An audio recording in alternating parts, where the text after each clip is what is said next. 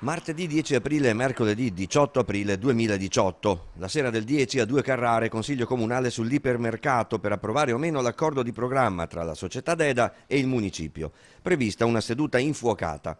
Entro il 18 aprile invece la Commissione della Soprintendenza ai Beni Culturali dovrà dare il suo parere definitivo sul vincolo di inedificabilità che tutela il Castello del Cataio e il paesaggio circostante dalla costruzione di qualsiasi edificio, centro commerciale compreso. Su entrambe le decisioni che verranno prese aleggiano proteste, ricorsi e carte bollate. Forse le più pesanti sono quelle pronte a essere spedite al TAR del Veneto dalla società DEDA.